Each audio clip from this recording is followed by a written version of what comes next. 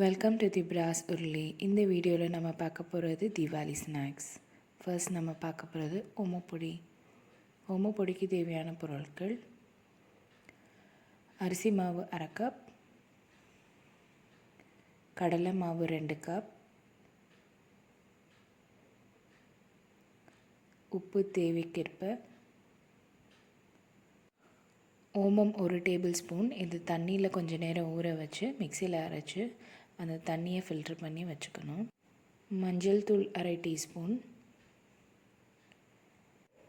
எண்ணெய் பொரிப்பதற்கு இப்போ ஒரு அகலமான பவுலில் கடலை மாவு, அரிசி மாவு, உப்பு, மஞ்சள் தூள், சூடான எண்ணெய், ஓமம் தண்ணி இதெல்லாம் சேர்த்து நல்லா பிசைஞ்சிடலாம். எல்லாம் நல்லா மிக்ஸ் ஆகிட்டதுக்கப்புறம் தேவையான அளவு தண்ணி ஊற்றி சாஃப்டான சப்பாத்தி மாவு பதத்துக்கு பிசைஞ்சு வச்சிடலாம்.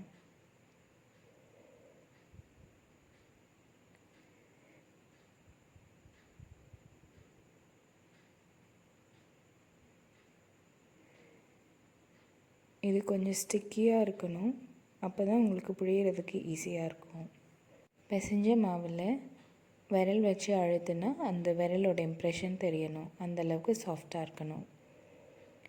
இப்போ நம்ம ஒரு இடியாப்பம் மேக்கரில் எண்ணெய் தடவி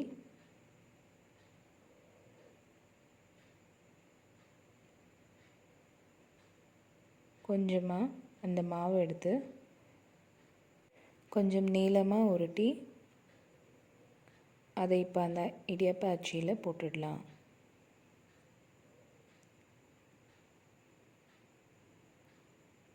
இன்னும் கொஞ்சம் மாவு போட்டுடலாம். போட்டு அதை க்ளோஸ் பண்ணிடலாம்.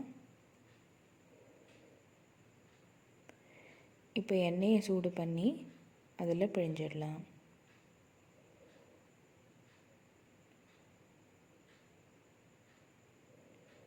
இந்த பபிள்ஸ் எல்லாம் அடங்குற வரைக்கும் நம்ம வெயிட் பண்ணலாம். பபிள்ஸ் அடங்கிட்டதுக்கப்புறம் நம்ம இன்னொரு சைட் திருப்பி போட்டுடலாம்.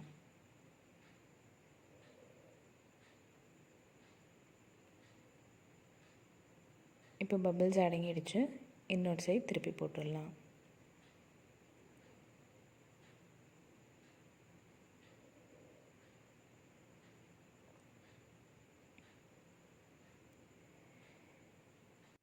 இப்போது இந்த சைடும் வெந்துடுச்சு. இப்போ அருமையான ஓமப்பொடி ரெடி. இதில் ஓமம் தண்ணி சேர்த்துக்கிறதுனால நம்ம உடம்புக்கு ரொம்ப நல்லது. ரொம்ப ஈஸியான ஓமப்பொடி இப்போ ரெடி. நெக்ஸ்ட் நம்ம பார்க்க போகிறது காரா பூந்தி. செய்ய தேவையான பொருட்கள்: கடலை மாவு 2 கப், அரிசி மாவு 1/4 கப், காய்ந்த மிளகாய் 10லேருந்து 12, பெருங்காயத்தூள் 1 டீஸ்பூன், வேர்க்கடலை 1/2 கப், பேக்கிங் சோடா 1 பிஞ்ச், உப்பு தேவைக்கேற்ப, மஞ்சத்தூள் 1/4 டீஸ்பூன், கருவேப்பிலை 2 கொத்து.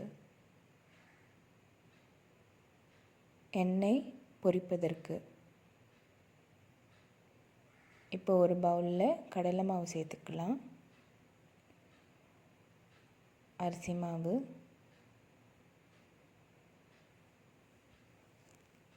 உப்பு, பேக்கிங் சோடா, மஞ்சத்தூள் இது எல்லாத்தையும் சேர்த்து நல்லா கலந்துடலாம்.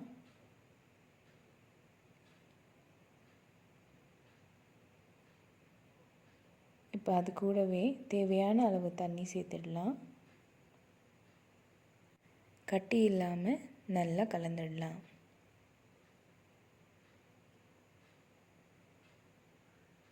இந்த மாவு தோசை மாவு பதத்துக்கு இருக்கணும்.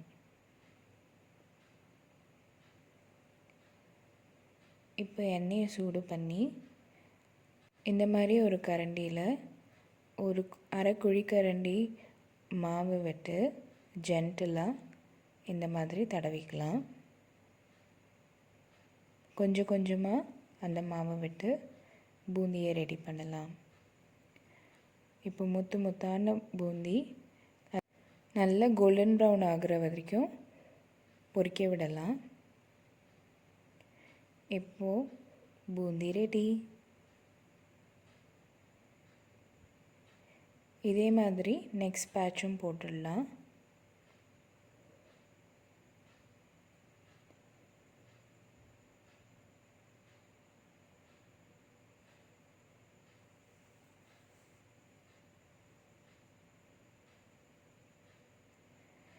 இப்போ எல்லா பூந்தியும் பொரித்து எடுத்தாச்சு. இப்போ கருவேப்பிலை பொரிச்சுக்கலாம்.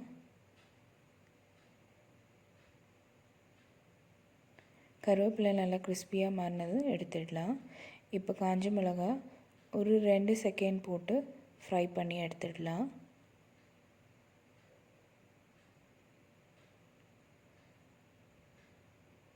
இப்போ வேர்க்கடலை போட்டுடலாம். அது நல்லா கிறிஸ்பியாக வர வரைக்கும் ஃப்ரை பண்ணிடலாம். இப்போ வேர்க்கடலையும் ரெடி. இப்போ இந்த ட்ரை சில்லி பவுடருக்கு நம்ம பொரித்து வச்ச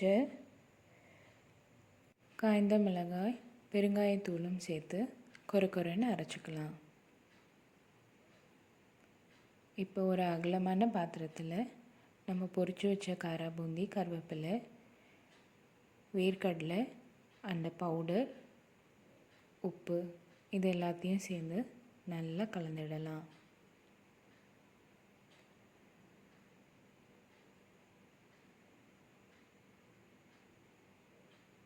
அவ்வளோதான், நம்ம காரா பூந்தி ரெடி. ரொம்ப காரசாரமான காரா பூந்தி ரெடி. இது டீ, காஃபி, பால், தயிர் சாதம், ரச சாதம் எல்லாத்தோடையும் ரொம்ப அருமையாக இருக்கும். நெக்ஸ்ட்டு நம்ம பார்க்க போகிறது மிக்சர். மிக்சருக்கு தேவையான பொருட்கள்: காரா பூந்தி செய்ய 1 கப் கடலை மாவு, அரிசி மாவு 1/4 கப், பேக்கிங் சோடா 1 பிஞ்ச், உப்பு தேவையான அளவு, மஞ்சள் பொடி 1/4 டீஸ்பூனுக்கும் கம்மியாக. இப்போ ஒரு அகலமான பாத்திரத்தில் கடலை மாவு, அரிசி மாவு, உப்பு, மஞ்சள் பொடி, பேக்கிங் சோடா எல்லாத்தையும் சேர்ந்து நல்லா கலந்துடலாம். இப்போ தேவையான அளவு தண்ணி ஊற்றி நல்லா மிக்ஸ் பண்ணிடலாம். ஏற்கனவே நம்ம பார்த்த மாதிரி பூந்தி கன்சிஸ்டன்சிக்கு தோசை மாவு பதத்தில் இருக்கணும். அதே மாதிரி பொரித்து எடுத்துடலாம். இப்போ ஓமப்பொடி செய்ய கடலை மாவு 1 கப், அரிசி மாவு 1/4 கப்,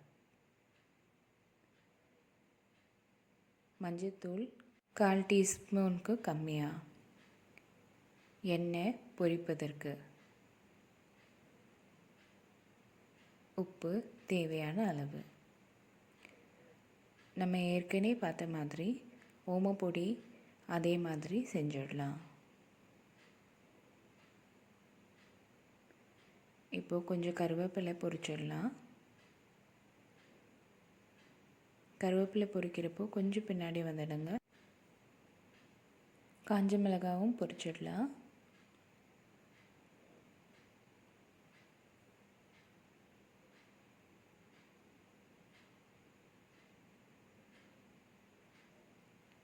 இப்போது பொட்டுக்கடலையும் பொரிச்சிடலாம்.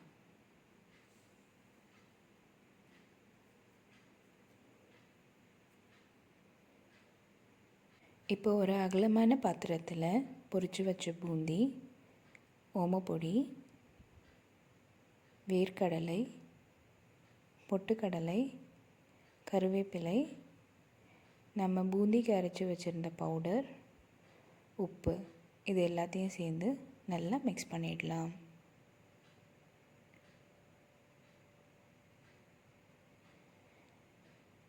மிக்ஸ் பண்ணியாச்சு. இப்போ நம்மளோட சூப்பர் மிக்சர் ரெடி. இந்த மாதிரி ட்ரை பண்ணுங்கள். ஃப்ளேவர் அண்ட் டேஸ்ட் ரொம்ப நல்லாயிருக்கும். Celebrate this Diwali with these sweet recipes and snacks recipes from the Brass Urli channel. Happy Diwali to all.